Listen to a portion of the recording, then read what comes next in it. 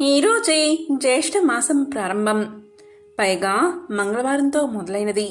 ఈ సంవత్సరం అంటే 2026 సంవత్సరం జ్యేష్ఠమాసం జూన్ 16 మంగళవారంతో మొదలై జూలై 14 మంగళవారంతో ముగుస్తుంది. ఈ జ్యేష్ఠ మాసంలో సూర్య భగవానుణ్ణి, వరుణ దేవుణ్ణి, శ్రీరాముణ్ణి, అలాగే శనిదేవుణ్ణి పూజిస్తే విశేష పుణ్యఫలితాలు కలుగుతాయి. మరి ఎంతో విశేషమైన ఈరోజు ఈ కథను వింటే చాలు, లక్ష్మీ కటాక్షం కలుగుతుంది. మరి ఆ కథ ఏంటో ఇప్పుడు ఈ వీడియోలో తెలుసుకుందాం. పూర్వకాలంలో అరుణాస్పదం అనే పట్టణంలో ప్రవరుడు అనే బ్రాహ్మణోత్తముడు ఉండేవాడు. అతడు గృహస్థాశ్రమ ధర్మాలను తప్పకుండా అతిథి అభ్యాగత సేవలు చేస్తూ కాలం గడిపేవాడు. అతనికి తీర్థయాత్రలంటే చాలా మక్కువ. కానీ దేవతార్చన, మాతాపిత సేవ, అతిథి అభ్యాగత సేవ, స్వాధ్యాయము అన్నీ నియమం తప్పకుండా ఎంతో శ్రద్ధగా చేయడంతో ఎక్కడికి వెళ్లడానికి కుదిరేది కాదు. భార్యాపిల్లలను చూసుకోవడం, చెట్లను, పశుపక్షాదులను పోషించడం, ఆహ్నికాలు తీర్చుకోవడం, ఇలా ఒకదాని తర్వాత ఒకటి చేస్తూ ఉండడంతో పాపం ఎంత ప్రయత్నించినా తీర్థయాత్రలకి వెళ్ళలేకపోయేవాడు.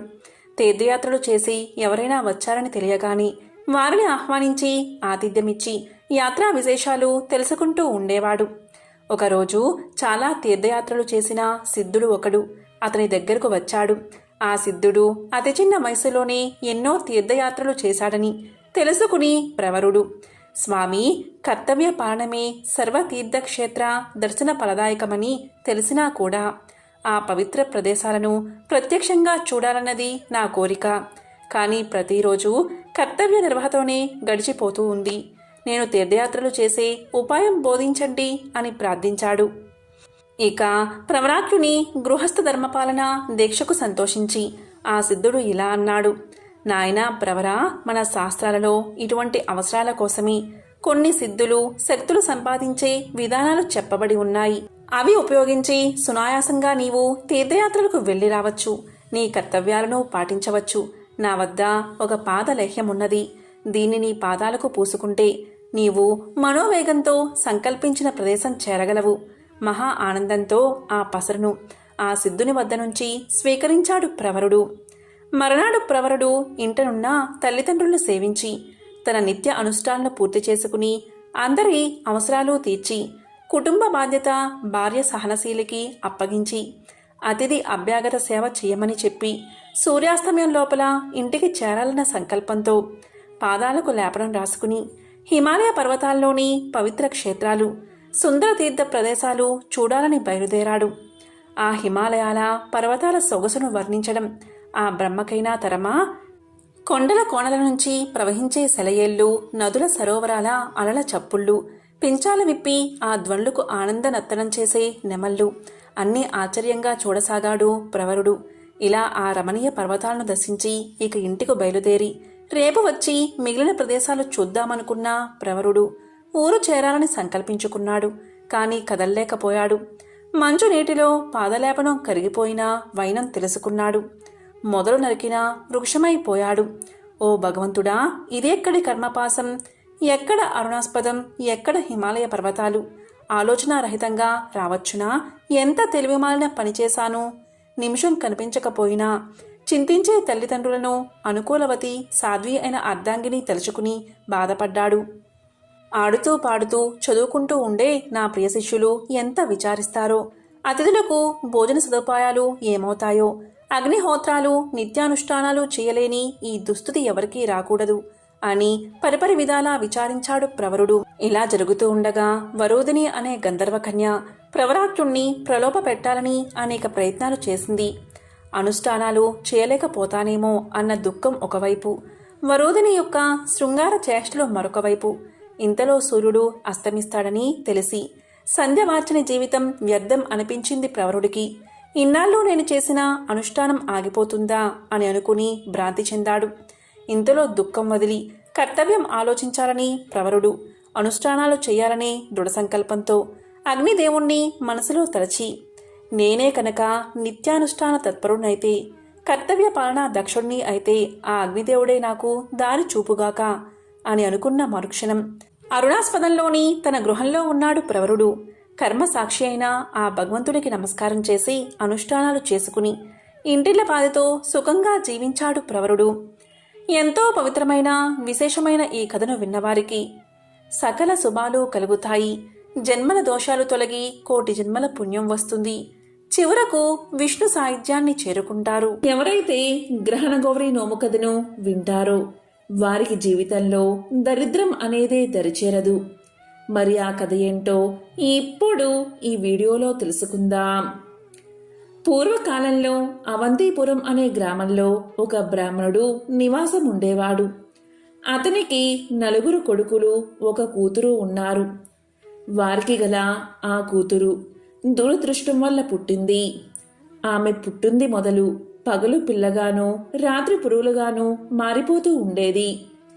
ఇక ఆ పిల్ల తల్లి రాత్రంతా పురుగుల్ని పోగు చేసి కాపాడుతూ ఉండేది. తెల్లవారేసరికి ఆ పురుగులన్నీ చేరి పిల్లగా మారిపోయేది.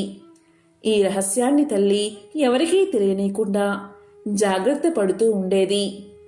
ఆ పిల్ల తల్లికి పుట్టింటివారు ఉన్నా కూడా పుట్టింటికి పోతే కూతురు విషయం ఎక్కడ బయటపడిపోతుందో అని ఆమె పుట్టింటికి కూడా పోకుండా ఉండేది. ఇలా ఉండగా ఒకరోజు ఆమె అన్నగారు పుట్టింటికి తీసుకుని వెళ్ళడానికి వచ్చారు. కాని ఆమె బిడ్డ పరిస్థితి బయటపడకుండా కాపాడాలని పుట్టింటికి వెళ్ళలేదు. ఇలా చాలా రోజుల వరకు పుట్టింటి గడప కూడా తొక్కకపోవడం వల్ల పుట్టింట్లో ఉన్న ఆమె అన్నలకు సందేహం వచ్చింది. ఇలా ఉండగా ఒకరోజు పెద్ద పండుగ రాగా ఆమె పెద్దన్న ఈమె ఇంటికి వచ్చి తప్పకుండా రావాలని పట్టుబట్టాడు. రానని ఎంత చెప్పినా ఆమె పెద్దన్న వినకుండా పట్టుబట్టి పుట్టింటికి ఈ పండుగకు రావాల్సిందే, లేకపోతే మన బంధుత్వం తెగిపోతుంది అని పలకగా ఇక ఆమె చేసేది లేక వెళ్ళాలని నిశ్చయించుకుంటుంది. ఇక ఆమె 4 కోడళ్లను పిలిచి తన కూతుర్ని తాను వచ్చే వరకు చక్కగా చూడాలని చెప్పింది. కానీ పెద్ద కోడళ్ళు 3 అందుకు అంగీకరించలేదు. ఇక చిన్న కోడలు దానికి ఒప్పుకుంటుంది.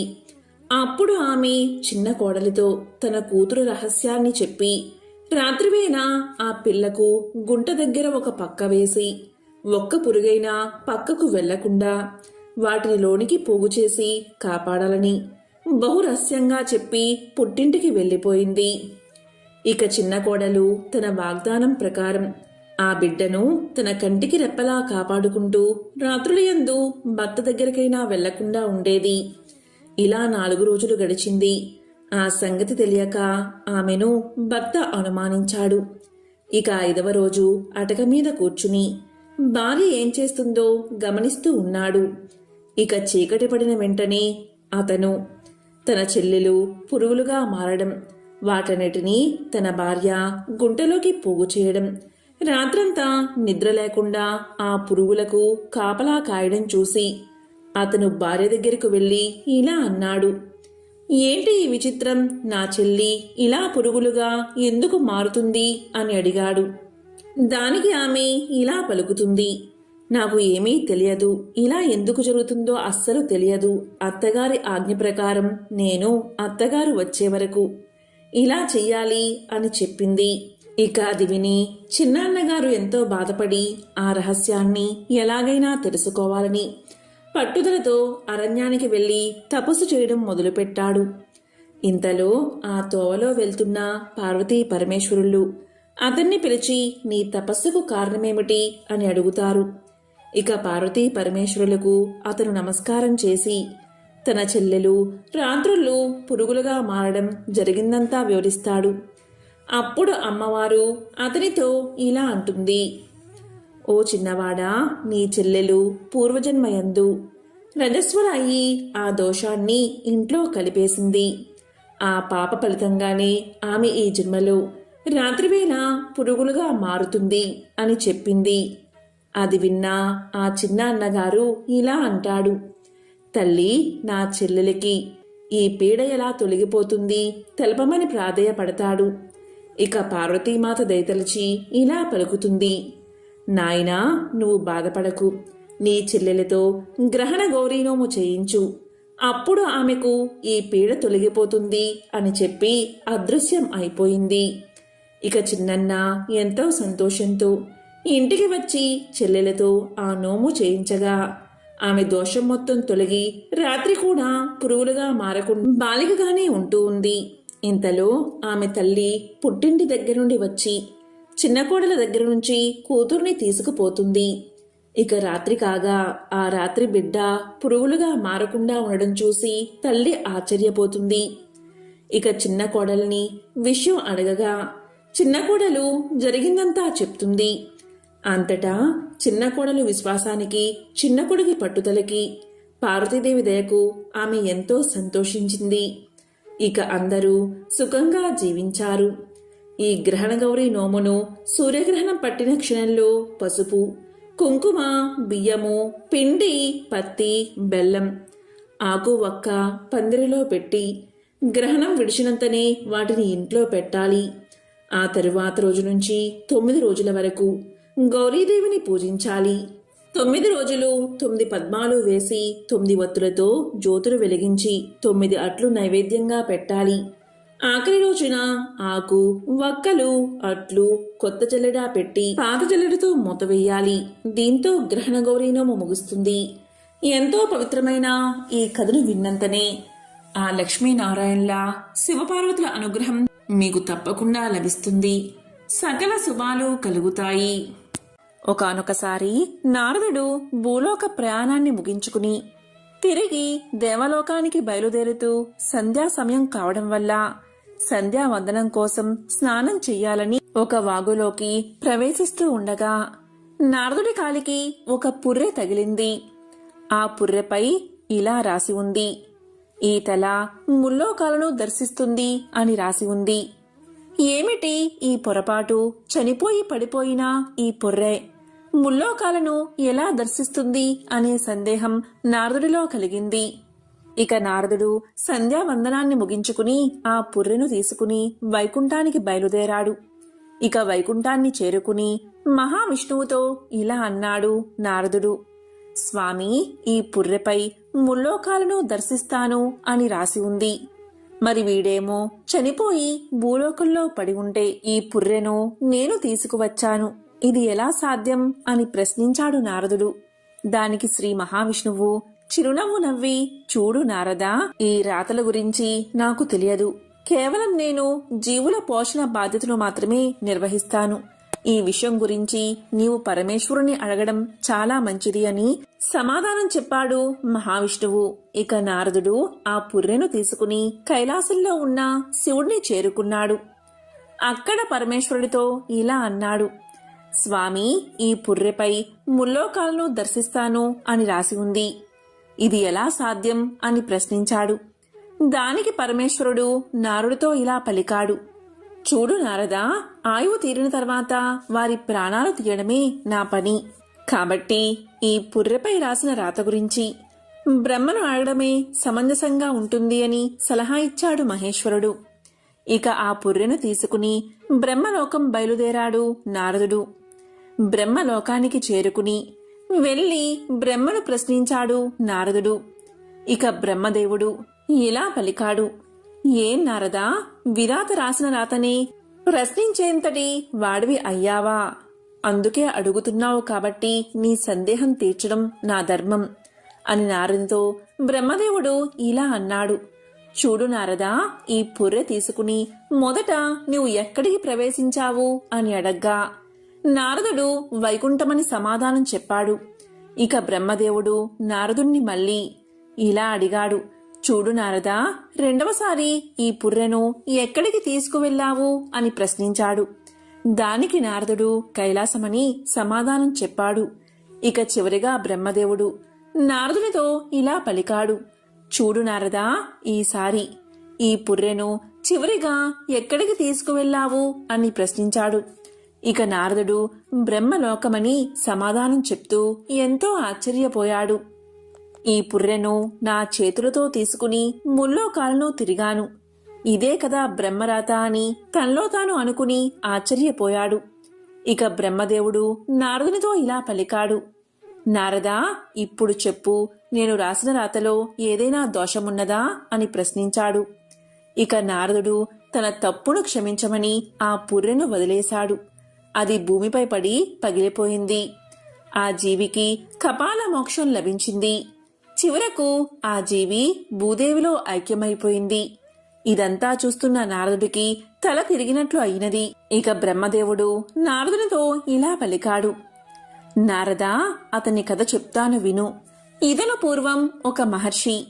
పరిపక్వత చెందని కారణం చేత ఇతనికి ఆ జన్మలో మోక్షం లభించలేదు. తనకు లభించిన డబ్బు కాని, బంగారం కాని, రూపవతి అయిన భార్య కాని, మోహాపరుడు కాక అన్నిటినీ తునప్రాయంగా త్యజించి మోక్షలోకాలను పొందగలిగాడు అని నారదుడికి బ్రహ్మదేవుడు సమాధానం చెప్పాడు. ఈ కథలో నీతి ఏమిటి అంటే, నువ్వు ఏది కోరుకుంటే నీకు అదే ప్రాప్తిస్తుంది. నిష్కల్మషమైన సాధన నీ వంతు, ఫలితం ఇవ్వడం నా వంతు. నువ్వు వదిలేయడం అలవాటు చేసుకుంటే నీకు కావలసినవన్నీ నీ వద్దకు చేర్చే బాధ్యతను భగవంతుడు తీసుకుంటాడు. ప్రతి మనిషిలోనూ జ్ఞానమనే దివ్యజ్యోతి పాము వలె నిద్రిస్తూ అనుకూలంగా ఉంటుంది. దాన్ని సాధన చేత నిద్ర లేపినట్లయితే షట్ చక్రాలను ఛేదించడం సులభం అవుతుంది. దీనినే కుండల్ని యోగమని పిలుస్తారు. ఇది మోక్షం అనే ద్వారాన్ని తెరవడానికి తాళం చెవులే పనిచేస్తుంది. కాబట్టి ఎంతో పవిత్రమైన ఈ కథను విన్నవారికి మోక్షం ప్రాప్తిస్తుంది, త్రిమూర్తుల అనుగ్రహం లభిస్తుంది. ఇక భవిష్య పురాణంలోని ఒక విశేషమైన కథను ఇప్పుడు తెలుసుకుందాం. పూర్వం ప్రవరుడి నుంచి గంధర్వసేనుడి వరకు అధికారంలోకి వచ్చిన రాజుల పాలనలో 3000 సంవత్సరాలు గడిచిపోయాయి. అప్పుడు దేశంలో సకులు అనే దుష్టపాలకులు ఉన్నారు. వారిని రూపుమాపి ధర్మాన్ని పరిరక్షించడం కోసం ఆనాడు శివానుగ్రహం పొందిన శివదృష్టి అనే విప్రుడే గంధర్వసేనుడికి కుమారుడిగా జన్మించాడు. అతనే విక్రమాదిత్యుడు. బాల్యం నుంచే విక్రమాదిత్యుడు ఎంతో తెలివిగా ఉండేవాడు. 5 సంవత్సరాల వయసులోనే విక్రమాదిత్యుడు తపస్సు చేసుకోవడానికి అడవికి వెళ్లిపోయాడు. 12 సంవత్సరాల పాటు శివుడి గురించి కఠోరమైన తపస్సు చేశాడు. ఆ తపస్సుకు మెచ్చి శివుడు ఆయన్ని అనుగ్రహించాడు. శివుడి సూచన మేరకు భూమి లోపల అంబావతి అనే నగరంలో ఉన్న దివ్య సింహాసనాన్ని బయటకు తెచ్చాడు. అదే సింహాసనం మీద కూర్చుని రాజ్యపాలన కొనసాగించాడు విక్రమాదిత్యుడు. నాటి నుంచి అది విక్రమార్క సింహాసనంగా విఖ్యాతి చెందింది. విక్రమార్క సింహాసనానికి 32 మెట్లు ఉంటాయి. ఆ మెట్ల మీద వరుసగా 32 సాల వంజికలు ఉంటాయి. పార్వతీదేవి ఈ దివ్య సింహాసనాన్ని పరిరక్షించడానికి వైతాళుడు అనేవాణ్ణి పంపించింది. వచ్చిన వైతాళుడు సింహాసనాన్ని అలాగే దానిమీద కూర్చుని విక్రమాదిత్యుణ్ణి కూడా సదా రక్షిస్తూ ఉంటాడు. ఈ వైతాళుణ్ణి బేతాళుడు అని పిలుస్తారు. ఆ సమయంలోనే పార్వతీదేవి సింహాసన సంరక్షణానికి పంపిన బేతాళుడు ఒక బ్రాహ్మణుడి రూపాన్ని ధరించి ఆ సభలోకి వచ్చి విక్రమార్కుణ్ణి జయీభవ దిగ్విజయీభవ అని ఆశీర్వదించాడు. విక్రమాదిత్యుడు ఆయన్ని సాదరంగా స్వాగతించి సత్కరించి ఉచిత ఆసనం మీద కూర్చోబెట్టాడు. అక్కడ కూర్చున్న బ్రాహ్మణుడి రూపంలో ఉన్న బేతాళుడు విక్రమార్కుడి తెలివితేటలు పరీక్షించాలి అని ఆయనతో ఇలా అన్నాడు: ఓ విక్రమార్క మహారాజా, మీకు ఒక కథ చెప్తాను, వినండి, మీరు నాకు జవాబు చెప్పాలి అని కోరతాడు. సరే అన్నాడు విక్రమార్కుడు. ఇక బేతాళుడు ఇలా చెప్పడం ప్రారంభించాడు: ఓ విక్రమార్క మహారాజా, పూర్వం సకల సౌభాగ్యాలతో వర్ధిల్లే వర్ధమానపురి అనే నగరముంది. రూపసేనుడు అనేవాడు ఆ నగరానికి అధిపతి. ఆయన భార్య గొప్ప పతివ్రత. ఒకనాడు రూపసేనుడు కొలువుతీరిన సభకు వీరవరుడు అనే క్షత్రియుడు తన భార్య, కుమారుడు, కుమార్తెలతో కలిసి రాజసభలోకి వచ్చాడు. తన కుటుంబాన్ని పోషించుకోవడానికి తగిన పని కల్పించమని రాజుని ప్రాధేయపడ్డాడు. రూపసేనుడు ఆ క్షత్రుడి మాటల్లో ఉన్న వినయం, నీతి, నిజాయితీ అతన్ని కదిలించాయి. వెంటనే వీరవరుణ్ణి ఆ రోజు నుంచి తన సింహద్వారానికి రక్షకుడిగా నియమించాడు. అంతేకాదు, వేతనం రోజుకి 1000 బంగారు నాణాలను ప్రకటించాడు. ఇక వీరవరుడు రాజుకు కృతజ్ఞతలు తెలిపి తన విధిని తాను నిర్వర్తించసాగాడు. కొద్ది రోజుల తర్వాత రూపసేనుడు చారుల్ని పిలిచి తాను ఇచ్చే బంగారు నాణాలను వీరవరుడు ఎలా ఖర్చు చేస్తున్నాడో గమనించమని చెప్పి పంపాడు. ఇక చారులు వచ్చి వీరవరుడు ఖర్చు చేసే వైనాన్ని సవివరంగా రాజుకు చెప్పారు. వారి మాటలు విన్న రూపసేనుడికి ఎంతో ఆనందం కలిగింది. ఎందుకంటే వీరవరుడు తనకు ఇచ్చిన వేతనాన్ని కొంచెం మాత్రమే జీవిత అవసరాలకు ఉంచుకుని మిగిలిన ధనాన్ని యజ్ఞయాగాది క్రతువులకు, శివ విష్ణు మందిరాల్లో పూజలు కైంకర్యాలు చేయడానికి, బ్రాహ్మణులకు అనాథలకి దాన ధర్మాలు చేయడానికి ఇలా వినియోగిస్తూ తాను మాత్రం సాధారణ జీవితాన్ని గడుపుతున్నాడు. ఇక ఆనాటి నుంచి వీరవరుణ్ణి శాశ్వతంగా ఆ కొలువులోనే ఉంచేశాడు రూపసేన మహారాజు. ఒకరోజు అర్ధరాత్రి భయంకరంగా వాన కురుస్తూ ఉంది. అంతఃపురంలో నిద్రిస్తున్న రాజుకు దగ్గర్లో ఉన్న శ్మశానం నుంచి ఒక స్త్రీ ఏడుస్తున్నట్లుగా వినిపించసాగింది. ఆ భయంకర అరుపుకు లేచిన రూపసేనుడు సింహద్వారం దగ్గరకు వచ్చి విధి నిర్వహణలో ఉన్న వీరవరుడితో ఇలా అన్నాడు. శ్మశానంలో ఎవరో స్త్రీ ఏడుస్తుంది, ఎందుకో ఏమిటో కనుక్కుని రమ్మని పంపాడు. వెంటనే వీరవరుడు శ్మశానానికి బయలుదేరాడు. అతను వెళ్లిన కొద్దిసేపటికి అనుసరిస్తూ వెళ్లాడు రూపసేన మహారాజు. వీరవరుడికి శ్మశానంలో ఏడుస్తున్న స్త్రీ కనిపించింది. ఆమెను సమీపించి వీరవరుడు ఇలా అన్నాడు. అమ్మా, నీవు ఎవరు, ఎందుకు ఇలా విలపిస్తున్నావు అని అడిగాడు. దానికి స్త్రీ ఇలా సమాధానం చెప్పింది. నాయనా, నేను ఈ రాజ్యానికి లక్ష్మిని. ఈ రాజ్య భోగాలకు, ప్రజల సుఖానికి ఆనందానికి కారకురాలని. ఈ మాసం చివరిలో రూపసేన మహారాజుకి మరణగండం ఉంది. ఆయన లేకపోతే నేను అనాథన అయిపోతాను కదా, అందుకే బాధతో విలపిస్తున్నా అంది రాజ్యలక్ష్మి. రాజలక్ష్మి మాటలు విన్న వీరవరుడికి కూడా ఎంతో ఆందోళన కలిగింది. వెంటనే ఆమెతో ఇలా పలికాడు. అమ్మా, భూత భవిష్యత్ తెలిసిన దానివి, మా మహారాజు ధర్మాత్ముడు. ఆయన్ని కాపాడుకోవడానికి ఏదైనా మార్గముంటే తెలియచెయ్యమ్మా అని కోరాడు. అందుకు సమాధానంగా రాజ్యలక్ష్మి ఇలా పలికింది. నాయనా, నీ మహారాజు శాశ్వతంగా జీవించి ఉండాలి అంటే ఒక ఉపాయముంది. అదేంటి అంటే నీ కుమారుణ్ణి చండీదేవికి బలి ఇవ్వడమే. అలా చేస్తే రూపసేనుడికి దీర్ఘాయువు కలుగుతుంది అని అమ్మవారు పలకగా వెంటనే అందుకు అంగీకరించాడు వీరవరుడు. అక్కడ్నుంచి సరాసరి ఇంటికి వచ్చి భార్యకి కుమారుడికి విషయం చెప్పాడు. తమ రాజ్యాధినేతకి ఆయుర్దాయం కలగడం కన్నా సంతోషం ఏముంటుంది అని భార్య, అతని కుమారుడు రాజలక్ష్మి చెప్పిన మాటలకు తమ అంగీకారాన్ని తెలిపారు. ఇక అందరూ కలిసి రాత్రి చండికాదేవి ఆలయానికి చేరుకున్నారు. ఇక రూపసేనుడు వీరెవరికీ తెలియకుండా ఏం జరుగుతుందో తెలుసుకుందామని వెంబడిస్తూనే ఉన్నాడు. సకుటుంబంగా చండీ ఆలయానికి వెళ్లిన వీరవరుడు ఆలయంలోని దేవిని స్తుతించి, అమ్మా, ఇదిగో నా ప్రియమైన పుత్రుణ్ణి నీకు బలి ఇస్తున్నాను. ఇతన్ని స్వీకరించి నా మహారాజుకి దీర్ఘ ఆయుర్దాయాన్ని ప్రసాదించు అని కోరి వెంటనే తన పుత్రుడి తలను ఒక్క వేటితో నరికేశాడు. రక్తధారతో తడిసి ముద్దైన ఆ తలను చూసి వీరవరుడి కుమార్తె గుండె ఆగి చనిపోయింది. ఆ దృశ్యాన్ని చూసి తట్టుకోలేక కొద్ది క్షణాల్లోనే వీరవరుడి భార్య కూడా ప్రాణాలు కోల్పోయింది. ఇక గుండె దిటవు చేసుకున్న వీరవరుడు తిరిగి దేవి వద్దకు వచ్చి తన తలను కూడా నరుక్కుని అమ్మవారికి సమర్పించాడు. ఇక జరుగుతున్న సంఘటనల్ని చూసిన మహారాజు రూపసేనుడి మనసు ఎంతగానో చలించిపోయింది.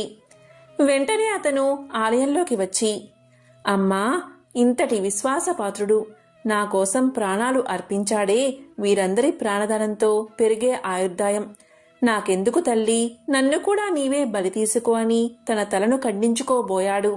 ఇక వెంటనే చండీదేవి ప్రత్యక్షమై, రాజా, ఆగు, నీకు ఇంతకు ముందే దీర్ఘ ఆయుర్దాయాన్ని ప్రసాదించేశాను, ఇంకేం వరం కావాలో కోరుకోమంది.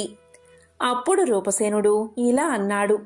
అమ్మా దేవి, నా కోసం ప్రాణాలు అర్పించిన ఈ వీరవరుడి కుటుంబాన్ని కూడా బతికించు. ఈ కోరిక నేను కోరాను అన్న విషయం కూడా అతనికి తెలియకూడదు అని కోరుకున్నాడు. తదాస్తు అని ఆశీర్వదించింది చండీదేవి. వెంటనే రూపసేన మహారాజు అక్కడ్నుంచి వెళ్లిపోయాడు. ఆశ్చర్యంగా కొద్ది క్షణాల్లోనే వీరవరుడు, అతని భార్య, కుమారులు, కుమార్తె నిద్ర నుంచి లేచినట్లు ప్రాణాలతో పైకి లేచారు. ఇదంతా చండీదేవి అనుగ్రహమేనని భావించి ఆమెకి మరోసారి నమస్కారం చేశాడు వీరవరుడు. తిరిగి యథావిధిగా తన బాధ్యతలు నిర్వర్తించడానికి సింహద్వారం వద్దకు వెళ్లిపోయాడు. మర్నాడు మహారాజు వీరవరుణ్ణి పిలిచి, రాత్రి రోదించిన స్త్రీ విషయం ఏమన్నా తెలుసుకున్నావా అని ప్రశ్నించాడు. అందుకు వీరవరుడు ఇలా అన్నాడు, ప్రభూ, నేను వెళ్లి చూశాను. అక్కడ ఏడుస్తుంది ఒక ప్రేతాత్మ. నన్ను చూడగానే అది మాయమైపోయింది. ఇక నేను వెంటనే తిరిగి వచ్చేశాను. మీరేం కంగారు పడవలసిన పనేం లేదు అని సావధానంగా సమాధానం చెప్పాడు. తరువాత రూపసేనుడు అతన్ని పంపించేశాడు. రూపసేనుడికి ఎంతో ఆశ్చర్యం కలిగింది. మహారాజునైనా నా కోసం ప్రాణత్యాగం చేసి కూడా ఆ విషయాన్ని ఏమాత్రం ప్రచారం చేసుకోకుండా వినయంగా విశ్వాసాన్ని ప్రకటించిన అతని ప్రభు భక్తికి సంతోషం కలిగింది. కొద్ది రోజుల తర్వాత రూపసేనుడు తన కోసం ప్రాణత్యాగం చేసి తనకి పునర్జన్మను ప్రసాదించిన వీరవరుడి కుమారుడికి తన కుమార్తెనిచ్చి వివాహం జరిపించాడు. ఆనాటి నుంచి వీరవరుణ్ణి ఒక సేవకుడిగా కాక ప్రియ మిత్రుడిగా సంభావించాడు. ఇక ఈ కథనంతా చెప్పిన బేతాళుడి రూపంలో ఉన్న బ్రాహ్మణుడు విక్రమార్క మహారాజుతో ఇలా అన్నాడు, ఓ విక్రమార్క మహారాజా, మీరు విన్న ఈ కథలో రూపసేనుడు, వీరవరుడు ఒకరి కోసం ఒకరు ప్రాణత్యాగం చేశారు కదా. మీకు వీరిద్దరిలో ఎవరు చేసిన త్యాగం గొప్పది అనిపిస్తుంది అని ప్రశ్నించాడు. దానికి విక్రమార్క మహారాజు ఇలా సమాధానం చెప్పాడు, ఓ బ్రాహ్మణోత్తమా, ఈ కథలోని సంఘటనల ప్రకారం ఇద్దరూ కూడా ఆదర్శవంతమైన త్యాగాలను చేశారు. అయితే రూపసేనుడు చేసిన ప్రాణత్యాగమే వీరవరుడు చేసిన ప్రాణత్యాగం కన్నా గొప్పది అని నాకు అనిపిస్తుంది. ఎందుకంటే వీరవరుడు రాజుకి సేవకుడు. సేవకుడి ధర్మం రాజును రక్షించడం. ఆ ధర్మాన్ని అతను త్రికరణ శుద్ధిగా నిర్వర్తించాడు. ఇది చాలా గొప్ప విషయం. ఇందులో ఎటువంటి సందేహమూ లేదు. అయితే రూపసేన మహారాజు చేయబోయిన ప్రాణత్యాగం ఇంకా గొప్పది. మహారాజు ఒక సేవకుడి కోసం తన ప్రాణాలను త్యాగం చెయ్యాల్సిన అవసరం లేదు. అయినా ఆయన ఆ పని చెయ్యబోయాడు కనుక రాజు చేసిన త్యాగమే గొప్పది అని సమాధానం చెప్పాడు. అందుకు బ్రాహ్మణుడి రూపంలో ఉన్న బేతాళుడు ఎంతగానో సంతోషించాడు. తన తెలివితో ఆలోచించి చక్కని సమాధానం చెప్పాడు అని మనసులో అనుకున్నాడు. ఇక బ్రాహ్మణి రూపంలో ఉన్న బేతాళుడు విక్రమార్క మహారాజును దీవించాడు.